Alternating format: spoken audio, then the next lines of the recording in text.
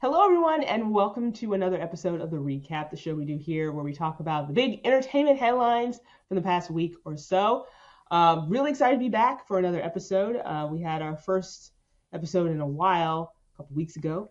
So we're trying to get back into the groove of things, doing this show and talking about the big entertainment Hollywood shenanigans that are going on. And we have quite a few things to talk about in this show this week because we've had a lot going on. So we're just going to get straight into it and start with our first topic, which is Dirty Dancing 2 is happening. There's going to be a Dirty Dancing sequel. Finally, they've listened to us, haven't Ashley. You been waiting? Have you been cheering for this? And Jennifer Grey's going to return. So what are your thoughts on this? Well, I think we've all forgotten about the 2004 classic Dirty Dancing Havana Nights, which nobody saw. I saw it. Did you see it? Really? I did, but I literally forgot that I had seen it because I was like, wait, wasn't there another Dirty Dancing? That's what I thought when I saw the headline. I'm like, but this isn't really. Is this Dirty Dancing 3 or? Yeah, but apparently Havana Nights was like a prequel. I don't even remember this movie. I guess it took place like in the 60s. I mean, the 50s, because the original one took place in the 60s. Oh, I thought the original one was the 50s. I don't remember. Okay. See how well we were clamoring for this sequel. We're such huge fans. No, I liked the first Dirty Dancing, and I've seen it a few times. But yeah, I don't remember when exactly it was set. But anyway, there is going to be a sequel. Jennifer Grey is returning, and it has an interesting producer team working on this. So the team that's going to be producing this, they're the same ones that worked on, well, Nina Jacobson's working on this too, and she did all the Hunger Game movies, which I've liked most of those. And she's also working with Brad Simpson, who, he worked on Crazy Rich Asians, which I liked. Mm-hmm. And then the script is going to be written by Kim Rosenstock, who wrote Dying for Sex, which I know you like that show a lot. I like it too, but I know you really like that show. So very smart. So that gives me a little hope in this, but I just wonder, we're talking about 40 years on. Could this possibly be good? Is there a universe where they can make a great Dirty Dancing sequel? Well, yeah, and also I'm just curious about the storyline, because obviously Jennifer Grey's returning, so it's gonna follow her character Baby and be where she ended up. Are they gonna address Patrick Swayze's character at all in this? Is one question I have, because obviously Patrick Swayze can't be in this because he's no longer with us. Yes, I mean, if he was in this, it would technically be a sequel to Ghost. So. Yes. Leave it to you. I'll let you be. Yes.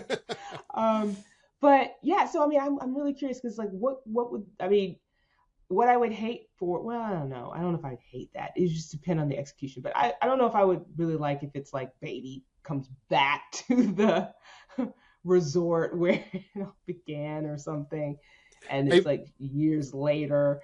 I don't know, but I feel like they're going to use her very. I think there'll be a couple pivotal. Yes. I was the only example. The main character, she'll just be in it. She will be. Okay, I feel like she's going to be the wise sage that somehow the main character runs into, and she's going to be hey, I was you, and I don't know, give her some sort 60s. Of. Yeah. Whenever that first one was, because we don't know.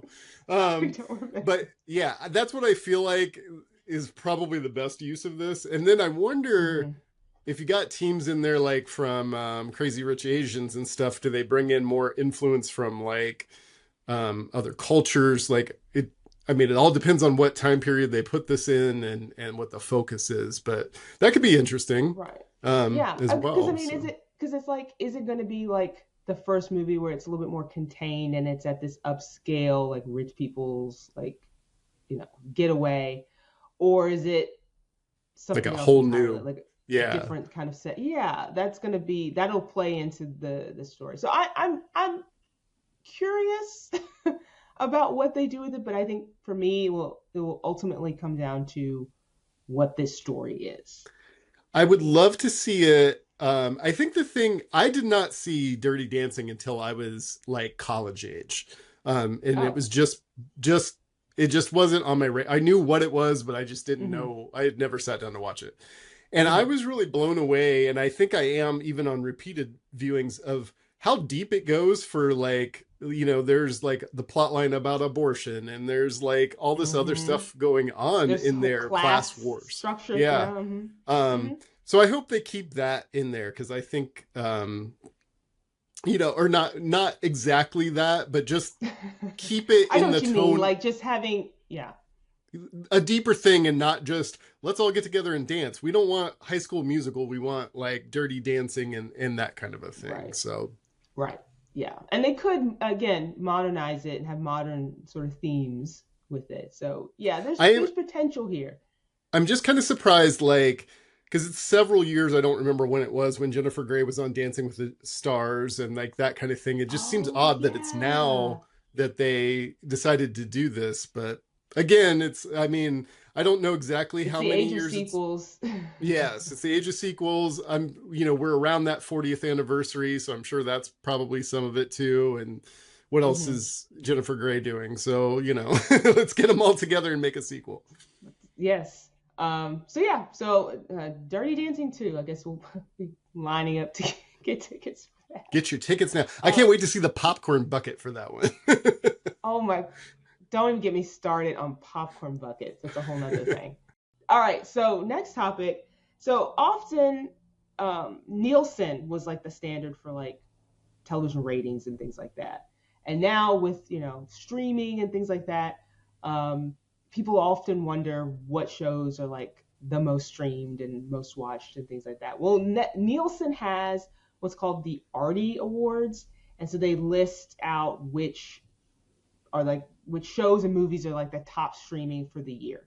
And I was actually surprised at what made the list this year. Some things didn't surprise me.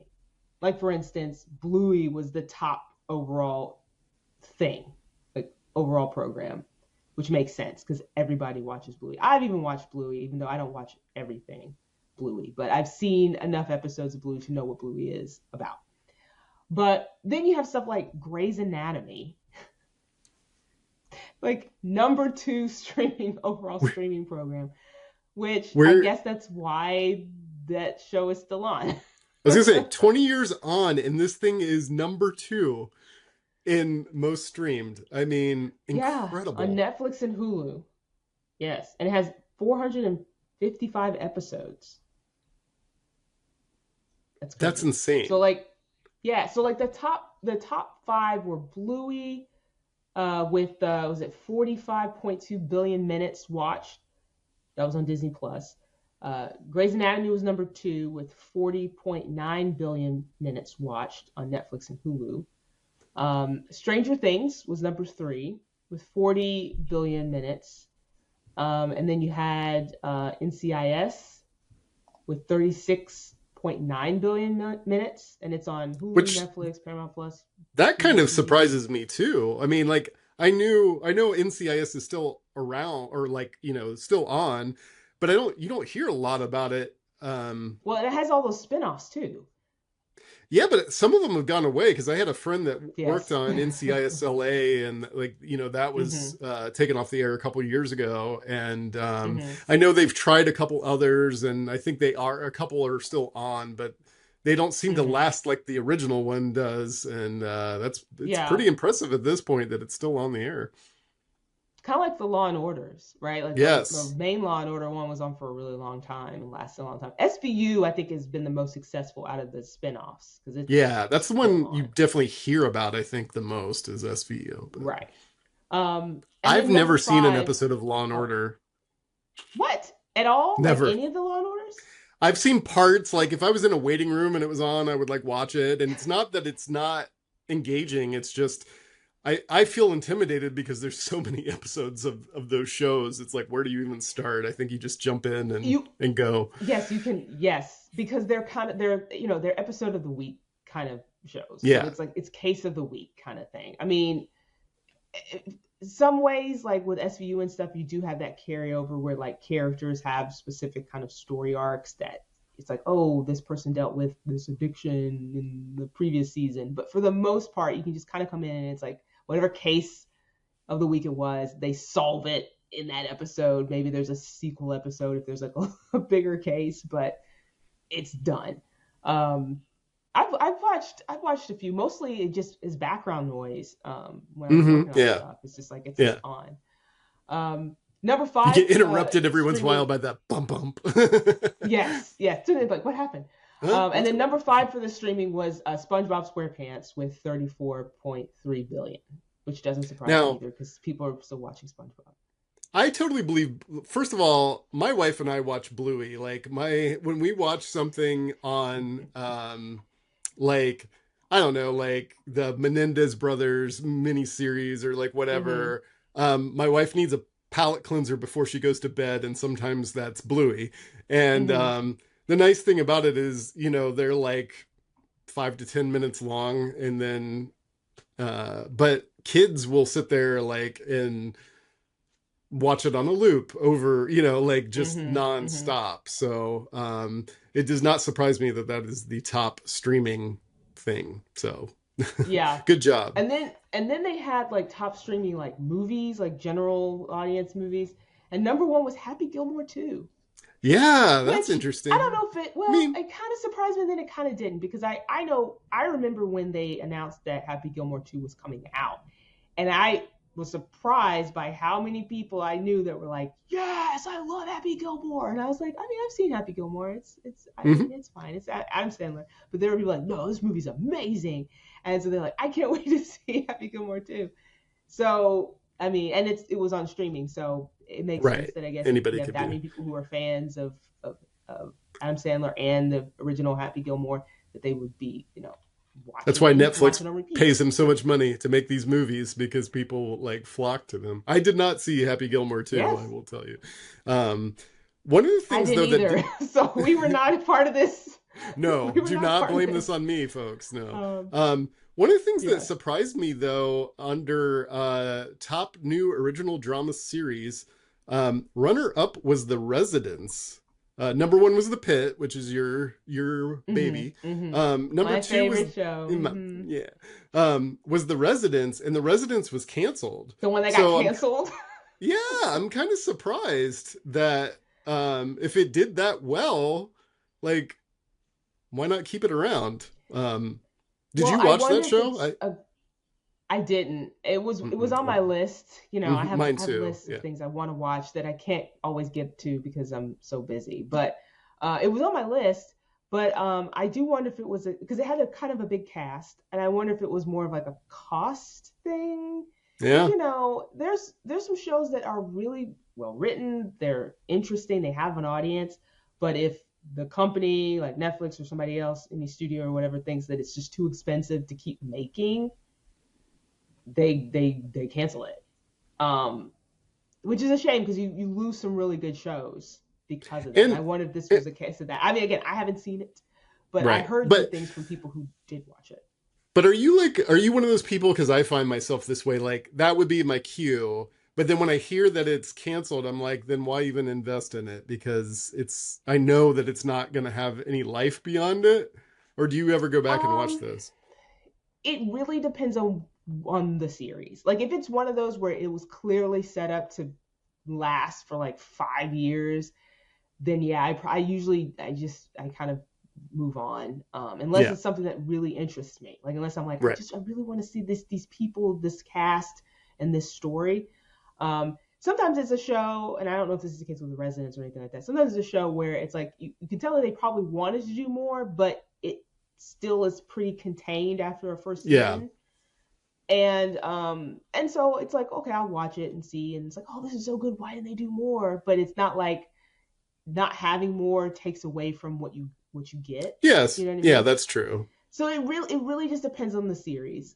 Because there's some series where it's like you can tell they had things charted out. They were setting up stuff in that first season, and you're like, they were like, we're going to get 5 seasons and it's this is going gonna to be be a whole great, story. man. Yeah, it's going to be great. And then it gets canceled. You're like, well, there's no way that any of this and this and this is going to get any kind of closure.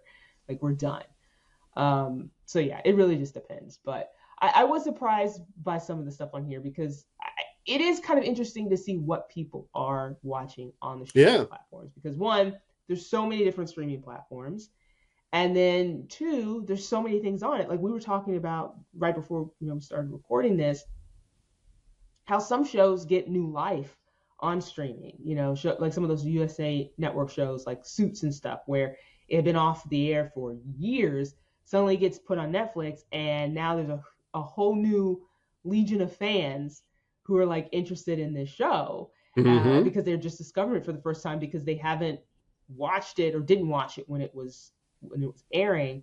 And I find myself doing that sometimes too, where I will go back and watch an older show that I might have either missed back when it was originally airing, or one that I did watch but I just want to rewatch it again.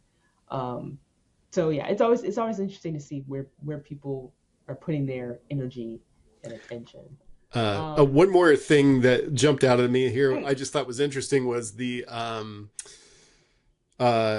you had Stranger Things with like 40 billion views, and then like the next runner up was like Squid Game on Netflix with like 20, like just that huge gap. And I mean, both shows were huge hits, but man, Stranger Things coming in there and like dominating. And I know it was the last season for both shows too. So yes, and I think if a lot of people did what I did, which was rewatch the series, getting ready for the final series, then all of last year it was just people either watching Stranger Things for the first time because they knew this was going to be the final season and they wanted to be caught up so that they could be part of it like everyone else, or people like me was like, I forgot a big chunk of this show.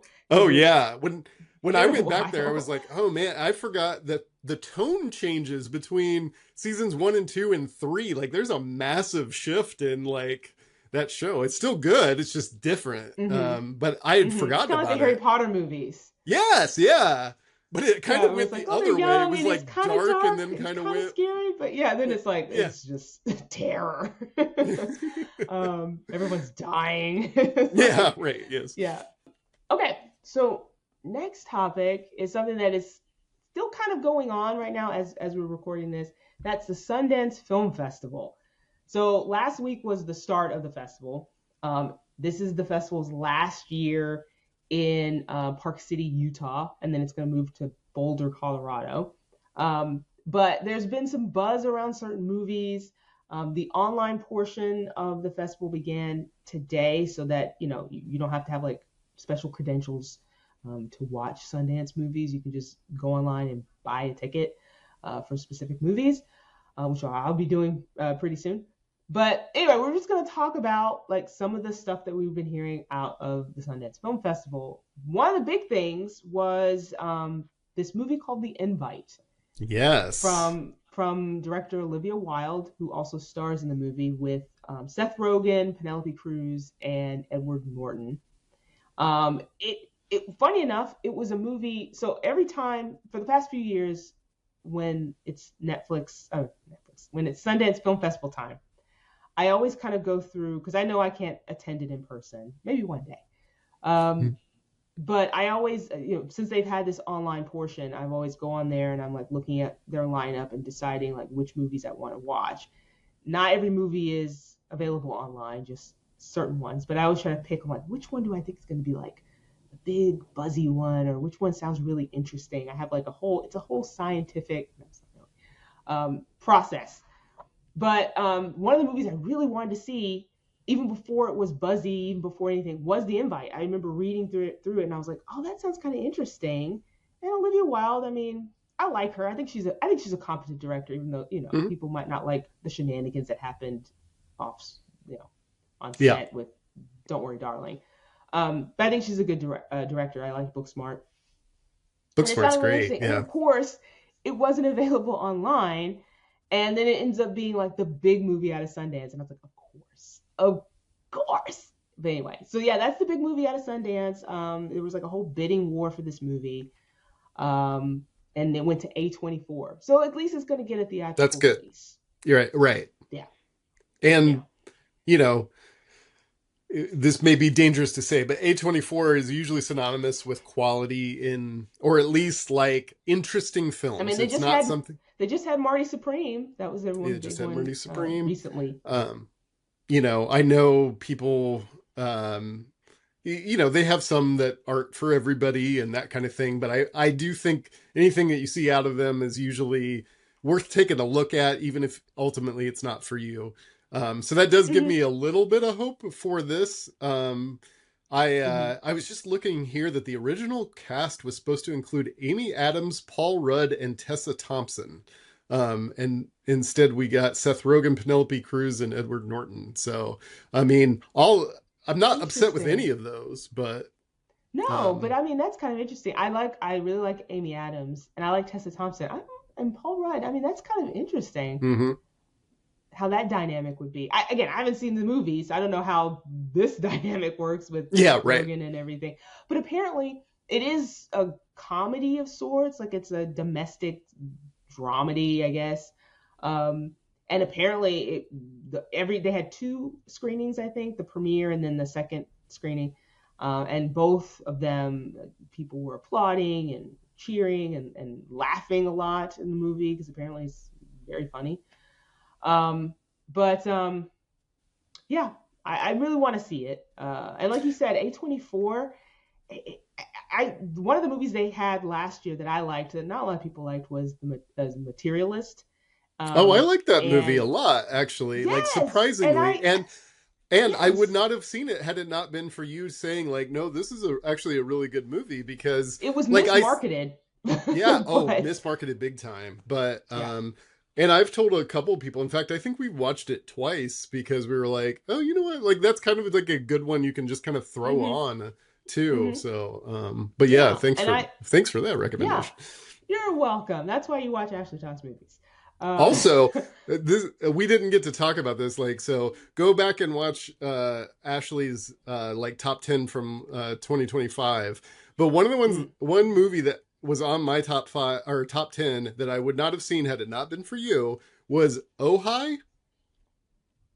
Oh, okay, yeah, yeah, yeah. I Which I ended I up not enjoyed. liking that much, but Yeah. Well, no, that's fine. I think what I liked about it was I didn't really know what I was going in for, and I was like, oh, like it was just one of those movies where it was I just was along for the ride on it, and I, hmm you know, like yeah, there's some problems here and there and that kind of thing, but I've thought about yeah, that movie a ton since, and I've recommended it to people to just give it like because it's just something you don't see a lot in, you know, it's good. Go watch it if you haven't. I know that's not what we're talking yeah. about right now, but No, no, no. anyway, yeah. But that's why, because I do read the comments on a lot of my movie reviews, and often it'll be someone saying like, "I'm so happy that you reviewed this movie because no one else really has," or like, "I was wondering about this and I haven't Mm-hmm. really seen much about it."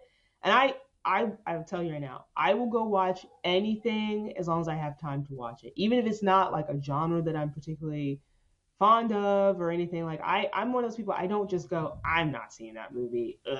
Like because I don't know what it is. Right. It could end up being really good. Again, I can't tell you how many times I've seen a trailer or something that I'm like, that doesn't seem really interesting, but then the movie turns out to be amazing, Mm-hmm. or the trailer is amazing and the movie is not Awful. good. You Yeah. saw So everything in the trailer you needed to see. Yes. Yeah. yeah, so yeah, but so I always try to, I try to watch as much as I can because that gives me, I think, a good rounded view of movies so that I feel like I'm able to talk about them. If you only ever watch comedies, I mean, you're not going to really be able to talk about dramas or horror Right. movies, Exactly. So, Um, but one yeah. one one of the Sundance movies that I was not it was not on my radar, but I was reading Hmm. about and it sounded interesting was The Gallerist with Natalie Yeah, so Portman I and put Jenna that on my Ortega. list of Mm-hmm. one of the Buzzy movies. Yeah, I was just like, well, first of all, those two actresses are great. I mean, sure, every once in a while they have one that isn't my favorite, but um, Yeah. I don't know. This one seems good. I am interested though because it's like another art movie. Like I don't know. I feel like we've had a lot of these lately, or these kind of art gallery type movies, and I don't know who's Yes. going to see them. But I guess there's an audience for these. But Well, I'm so interested. I was reading up on like some of the Sundance stuff because some people, now that it's wrapping up, people are sharing like, oh, the recaps and everything. And I saw on, was it X or Threads, one of them, someone was like, this year's Sundance was like, what did they say? I can't remember the exact phrasing, but basically a lot of the movies had to do with like relationships or sex or drama, like something like that. And I was like, Mm-hmm. oh yeah, because you had like The Invite, which is like a relationship one. Yep. Then you had I Want Your Sex, which Yes. was also starred Olivia Wilde, but then also what's his name, Cooper Hoffman. I think Oh is in yeah. it. Mm-hmm. Yeah, and Charlie XCX, who's also in The Moment, which is a mockumentary about Charlie XCX. Um, so I was like, okay, this is kind of, yeah. There's like certain things. There's art movies, and then there's It's like like it's like five domestic actors are in dramas. all the movies that are in Sundance. Yes. So it makes it easy. Like they're gonna have like a whole year where it's just like their movies coming out. They're just Yeah. like on the Yes. promotional circuit all year. Yeah, another movie that was on my radar, which I will get to watch, was Josephine, starring Channing Tatum and Gemma Chan. Um, it's about a young girl who witnesses like an attack or something at a park and how she like deals with it. And a lot of people were talking about how like really good it was. And I think there was like an article with like Channing Tatum talking about like how happy he was with the response to the movie after it premiered. Oh, good. But it was one of the few ones that was on my radar that seemed it was going to be buzzy that they actually had available for online viewing. So I was like, yay. Oh yeah, so I did want to ask you about this because I've never done the online viewing portion of it. So Yeah. it's only select movies. It's not like you could go watch anything that's out there, right? Correct. And I imagine that has something to do with like the deals they make with like the filmmakers. What I will say is like this year particularly seems um, a little less, fewer options because they started the online portion in response to the pandemic, right? They wanted to still have the festival, but they knew they Sure. couldn't do it in person. So they're like, we'll do an online platform. It was really successful. They did. I remember doing it the first year because I was like, I can actually finally go to Yeah. Sundance. Yeah. And I have to say it was a great experience, for something to be rolled out like for the first year. Very few glitches. They handled the process really well, like how you can set up your account and do all that stuff. So I was like, I hope they keep it around, and they did. But the first few years had a lot of like the big movies Mm-hmm. were available online. Not everything, but a lot more. Because I saw things like Magazine Dreams and stuff like that on Sundance. And then this year it felt like most of the big movies, what ended up being the big movies, were not available online. Again, there are a few that I will be watching that have some big stars and have generated some buzz, but none of like the major ones that like got big sales or anything like that. Those weren't available online, unfortunately. Darn But it. Yeah. yeah, it's usually just select movies. Yeah. And is it you buy it per movie, or do you buy like a pass to Yes. see it? Okay. Both. So so Okay. they have like the online pass, which always sells out really quickly. So it's like for 10 movies and you pay whatever, and you just select the 10 movies that you want to watch, or you buy individual tickets for specific movies. Again, the online pass always sells out really quickly. So I never even try for it. I just because I know I'm not going to watch like 10 movies. I don't have time. Mm. I would love to. I mean, if I was just able to do this full time, like I would sit there and watch like 10 Well, movies. sometimes you got to turn off Um, Law and Order and just go to the movies. Actually, okay. I will do that. Yes. Stop watching Law and Order SVU. Yeah, so I always know I'm usually going to watch about like 5. That's like what I can get in. Last year I almost overdid it because I was watching like 5 movies, and then I also watched this like Cooper Raiff TV series that Mm. and they had the Mm-hmm. whole series on Oh wow, Sundance, that's and a I was lot up of into the time to wee spend. hours. Yeah. It was 8 episodes if I remember correctly, and I was up into the wee hours because there's like a deadline for when yeah, you right. finish Like, watching all I've this got to stuff. keep going. Yeah. Yes, because I was working, and then I was like, okay, I'm free now, and I can watch movies. So I was watching these movies, and then I was like, okay, now I got to get the series. And it's like, oh, everything ends like Sunday, da da da. I'm like, I have like a day and a half. Okay, so I'm like watching, and then anyway. So I was like, this year I'm not gonna do that. I'm gonna be smart. So I have like 5 movies that I'll watch, and then I will do my typical recap, of what I thought, like quick reviews of each of the movies in like one video. But yeah, it is interesting to see like what people were talking about, what sold. There was a horror movie that some people were talking about from Australia called was it Leviticus or something like that. I wrote it down. Yes, Leviticus. It went to Neon. Is that from the group that did Talk to Her? Talk. I think so. I think I saw something. Talk to Me. I'm sorry. Talk to Me or Bring Her Back. Yes. That's what I'll be getting the two. Yeah, I feel like it's some similar either producers or somebody involved. Yes, I did see that. So yeah, that one got a lot of buzz and it went to Neon.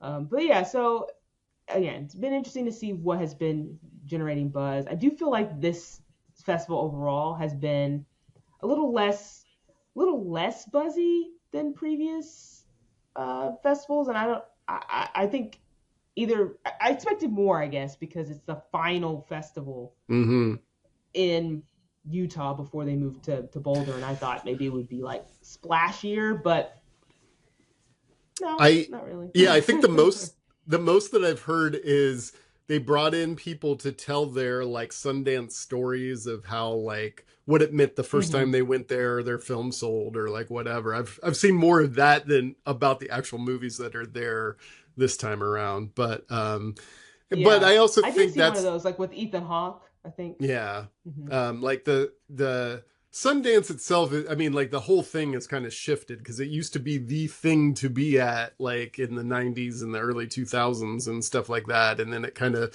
shifted away as different things, we got monopolies of these film things where, where we're at now, where one company owns every studio almost. And we saw the end of the independent movie. That, and I also think because we've talked about this a couple times on the channel where the industry is kind of in a flux where a lot of studios aren't sure how movies are going to do theatrically, and so I think that also kind of speaks to why there haven't been like huge sales out of Sundance, right? Like these movies are already made for the most part, so I imagine a studio's like, I don't want to spend like $50 million on a movie that's already made just to distribute it, and then you got to do marketing and stuff like that, especially when you're like, I don't know what the rate of return is going to be right when they see it in theaters, right? So I think there's some of that, but yeah, we'll see what happens with it moving to Colorado. I don't think I'll be there but it'll still be interesting to see like if they make any significant changes, if they keep the online portion, please, or expand it. I mean, it'd be really great if they could, add more stuff. Yeah. All right. And so final topic, we're going to talk about the BAFTA nominations because we're in award season. We recently talked about the Oscar nominations. So which it's funny because like I was going through the nominations and a lot of them are similar to the Oscars. Like there's some differences. Yeah, there's always it's usually pretty similar, but this is this is like spot on almost, but yeah, I felt like in the years past, like the BAFTAs usually would be, the nominations would come out before the Oscars. Yeah, I did too. Like, I wondered what that means for the Oscars, and then the Oscars would be like, oh, okay, it's kind of but this time around BAFTA came after, but yeah. So what's kind of interesting with the BAFTAs is they have a scaled down Best Picture. Which I remember when the Oscars expanded, it was like a whole thing of like, now you have like, what was it, 10 films at one point? Yeah, used to be 5. Yeah. Yeah, and BAFTAs have 5. So the films that were nominated were Hamnet, Marty Supreme, One Battle After Another, Sentimental Value, and Sinners, which have been pretty much like sort of the front runners, especially like Marty Supreme, One Battle After Another, and Sinners. Hamnet too, I think to a degree. But yeah, like we were saying, most of the categories pretty similar. Like Best Actress, Jessie Buckley, Rose Byrne, which were I think the front runners for me when I was looking at the Oscar nominations. But then you also had like Chase Infinity make it in here in the BAFTAs, and she didn't get nominated. Yeah, for the Oscars. I was surprised by that. Like I thought when I was watching One Battle After Another, I'm like, oh, she's gonna get a nom for sure, and then not so much. But yeah, I thought she did a really good job. And then Wicked for Good, like I'm shocked at how like badly it's done this time around, because I don't think part 2 is as strong as part 1, but it's better than a lot of other movies that are out there. So I'm surprised. And like Ariana Grande is really good in it. So is Cynthia Erivo. But like, I don't know. I expected to see at least nominations for some of it. Maybe not for everything, but not to be shut out. Yeah, I said this in my Oscars video when I was going through the nominations. I was like, I don't know what happened with Wicked for Good. I don't know if there was just like the Academy was just like, we're done with you. I wonder if it was overexposure, because like they were hitting it hard, especially for part 1, but then you had part 2 like right after it, so you just got a lot of them. And they were still on like the promotional circuit. I mean, it was just it was nonstop. But I saw somebody say, well, maybe it was because they split it into 2 movies, and the Academy felt like, well, we already awarded 1 movie, and so like this is basically part 2. But I was like, I mean, I can kind of see that way of thinking in a way, but at the same time, like the costumes in Wicked for Good are different than it's not like they're wearing the same costumes in the first movie as they are in the second movie, and you're like, well, okay, it's clearly just you just split things and there's no extra effort here. It was just the same continuation. Like the costumes are completely different. The sets are different. Like they're not in Shiz University anymore. They're in other parts of Oz. I don't know. I thought at least, I mean, I wasn't really expecting like the acting categories, because I felt like the race was just too crowded in those categories. But I definitely expected like makeup and costuming. That's where a movie like this shines, like typically. I was just that's what shocked me the most about the Wicked snub was that. But of course they got nominated here in the BAFTAs for that. So, sometimes I think it's interesting like where the Oscars are in terms of the pulse of what's they see as noteworthy versus like the BAFTAs. Which they usually are kind of in sync, and then you have like a little bit of variation there. But were there any other surprises for you with the BAFTAs? I mean, again, I think this is partially because of the crowded field and everything. But Guillermo del Toro, even with the Oscars, shut out of acting. I was kind of surprised about Jacob Elordi. I mean, not that he didn't do a good job in Frankenstein, but I don't know that it was something that I was like, wow. I mean, like I felt like, Saltburn, like there's been other movies that he's been in that have really shown off his acting chops. So I was just surprised this was the one that got it. Versus like something like I would have liked to see Jesse Plemons for Begonia. That's a movie that I felt like didn't get a lot of love. I don't know what happened there either, because I really enjoyed Begonia. I thought Emma Stone was great in it. Jesse Plemons too. I thought it was really the other guy, interesting story. His brother or cousin or whatever they were. He was so good at that role. Like I thought he would probably get nominated someplace, and then you don't hear anything about him. So, but it was no K-pop Demon Hunters. That's actually surprising. Well, they only had 3 nominees for animated film. It was Elio, Zootopia 2, and Little Amelie, and the character of Rain, or the character of Rain, excuse me. That was it. So I guess they're like, no. But I don't know what they're like. I don't The know if Brits don't K-pop like Demon that Hunters. K-pop stuff. Well, I don't know if it was like, did it not go out in theaters in the UK? Maybe and it Oh, was that could considered like be. just a Netflix streaming movie. I don't know, because I know it got at least a theatrical release here in the United States. So maybe that's part of it. I have no idea. I was happy with the director category because I am, rooting for Ryan Coogler. um, because I thought he did a really great job with Sinners. But I was happy that he did get nominated there, along with Paul Thomas Anderson, one battle after another. Chloe Zhao for Hamnet. It was nice to see her get nominated. Josh Safdie for Marty Supreme, which I think is totally. Paul Mescal got one for BAFTA and did not get one for the Oscars. Yes, so that was interesting because Paul Mescal didn't get nominated Oscars and did for the BAFTAs. But then Delroy Lindo didn't get nominated BAFTAs, but did get for the Oscars. And then Amy Madigan didn't get nominated BAFTAs, but got nominated for the Oscars for Weapons. So it was just a little bit of like, and if you don't get one, you're going to get the other, maybe, or something. Yeah. Maybe, yeah. I love Delroy. I'm so glad he got an Oscar nomination because I haven't seen him in something in a while. So when he popped up in Sinners, I'm like, yeah.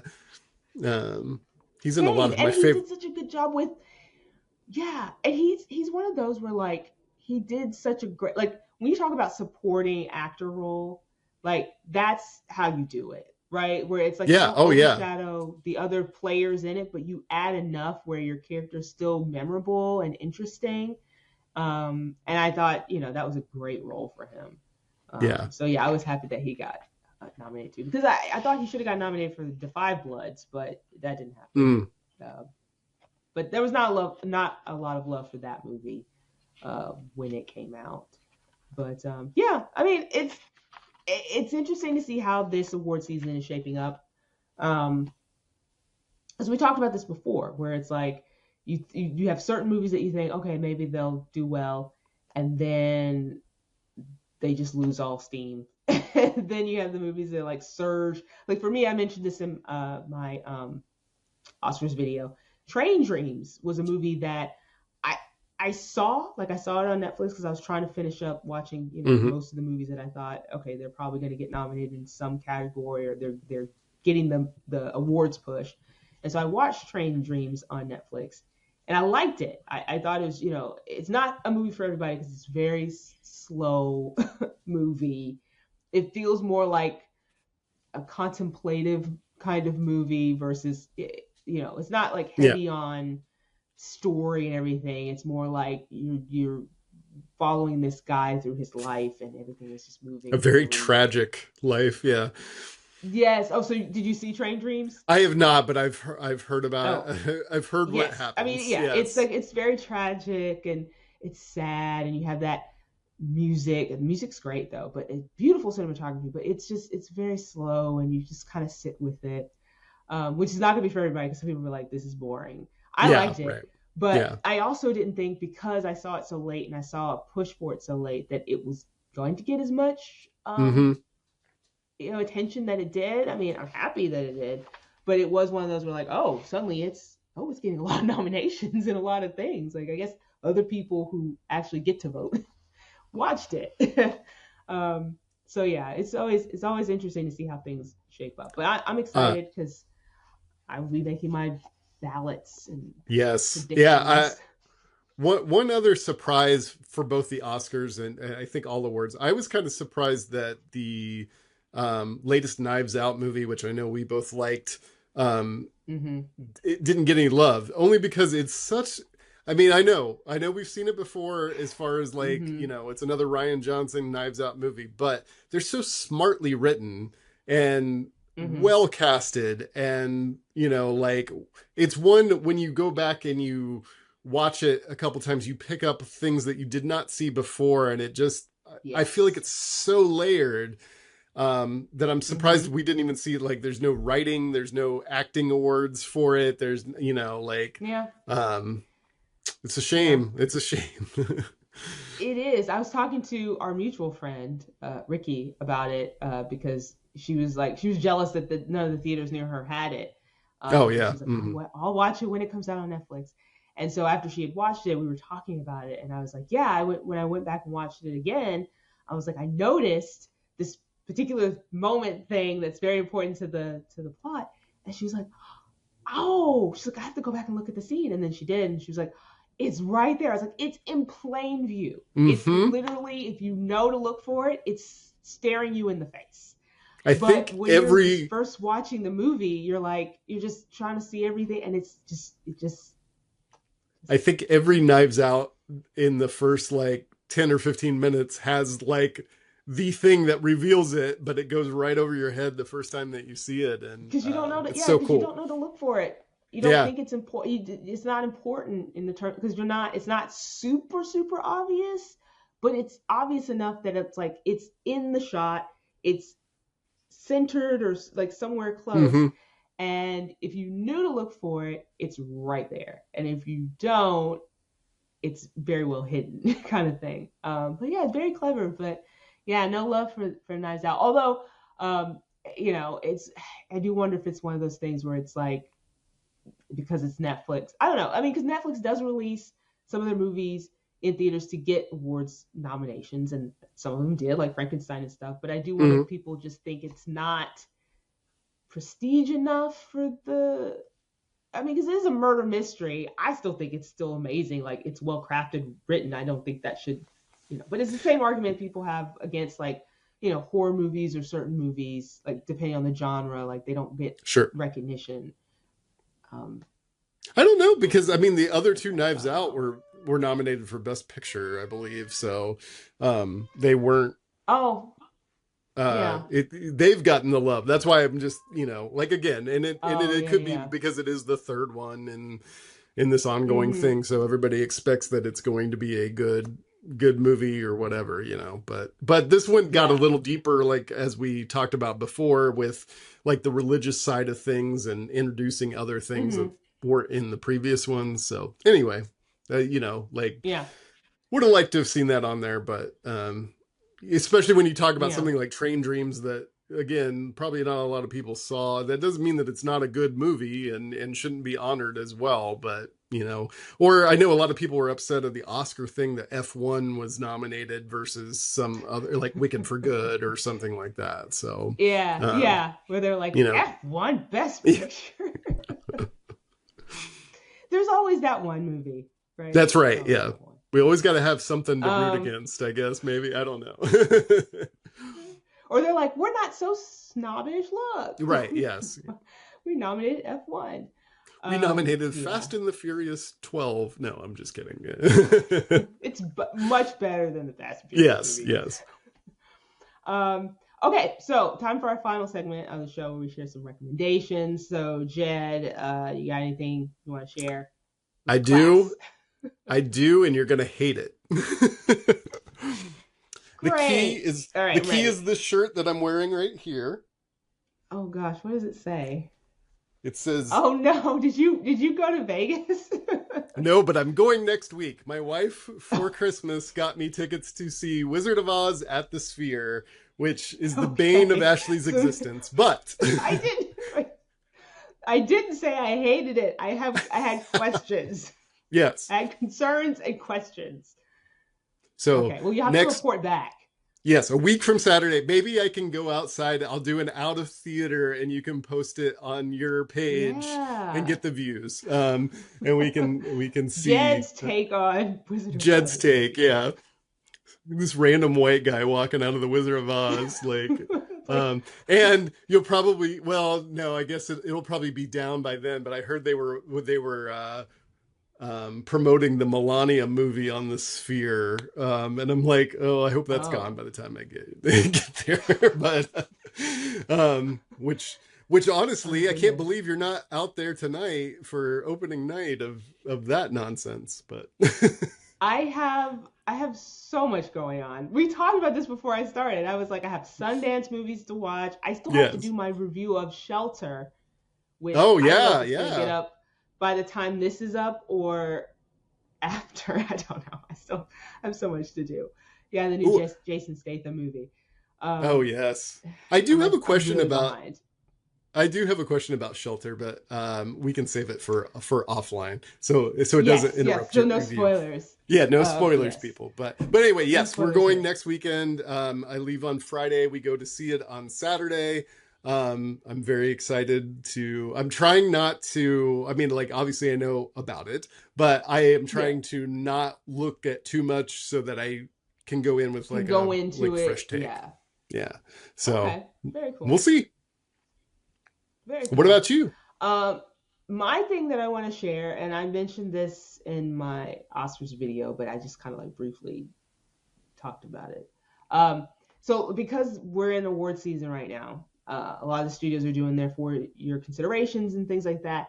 And a lot of the scripts for the movies that are nominated are available online, like legitimately, because Yes, Deadline yes. has been releasing the scripts for a lot of the movies that were either nominated Golden Globes or Oscars. So if you're someone who is interested in screenwriting, or if you're just interested in like how movies are set up, um, and you want to see like how a scene is scripted out, it's worth going and reading some of these scripts because you kind of learn a little bit about like some of those scenes. It gives you some extra context for these movies, and I like to do that. Now I haven't had a Mm-hmm. lot of time recently. I have read a couple of scripts that have been available this year. I'm usually like 10 deep at this point, but so busy. Not that I'm complaining. It's good to be busy, but yeah. So again, if you're at all interested in that, head to Deadline. I might include a link or two in the description. Which ones If you have you might be read interested. so far? Sinners Mm-hmm. and Hamnet. I've Mm-hmm. read both of those. Sinners is really good. I liked it, especially because when you start reading through things and you see like the like dynamic between Smoke and Stack and Mm-hmm. how their dialogue is scripted with each other in the scenes is very good. I That's do cool. want to Yeah. get to what's the other one that's on my. I literally downloaded it the other day. I can't think right now. Anyway, there's a few that I want to get to soon. So hopefully, once I get through these Sundance movies, I can start reading again. But yeah, When she's not but at the yeah. So movies, she's reading the movies, people. That's how dedicated she yes, is. I yes, I am all about the movies. Yes. Yeah, so okay, so coming up, I will have hopefully a review soon of Shelter on the channel. So look for that. And then I'll also do a recap of Sundance movies that I watch. So that'll be on the channel. And then eventually I will do a predictions video predicting my Oscar wins. I've been pretty good in the past. It was funny because I did a video. Was it for last year? The year before last? And I got almost like all of them right. I think with the exception of three. And of course, nobody watched the video, but that's fine. But if they But it doesn't had, and matter. they had Right. used my my predictions, they would have done really well on their Oscar ballots. But we'll see how I do this year. That's what I said. Um, I feel like this kind of one is going to be pretty straightforward. I mean, I feel we like, think that yeah, I know. and then something because my thing has always been you see what movies are getting nominations, right, and you're like, okay, it's a lock, but then things happen between the time a movie is nominated versus when they do voting, and if there's a scandal with a star, if Yeah. there's some other movie that gets a better like campaign push, so anything can change the mind of the voters before voting ends. So it's like, yes, it got nominated and it seems like the front runner, and then something happens and voters go nope. Last year, I would have bet money on Demi Moore getting Best Actress, and she did not. Just because she had that story, it was like Brendan Fraser for The Whale, you know, like it's like, hey, here's this person, they've been into Hollywood and we all know her and love her, and then nope.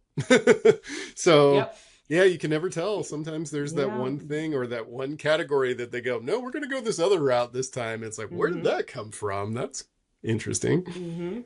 Yeah. So it's always there's always surprises. There's always surprises. But anyway, I'll be there for all of them. Yeah. Anyway, that does it for us for this episode of the recap. Hopefully we'll be back in a couple weeks with another episode. But thank you all for tuning in, watching, and make sure you subscribe to the channel. That way you can see more episodes of the recap and, of course, all of my movie reviews and everything else that I'm doing on the channel. So thanks for watching, everyone. We'll see you next time. Bye.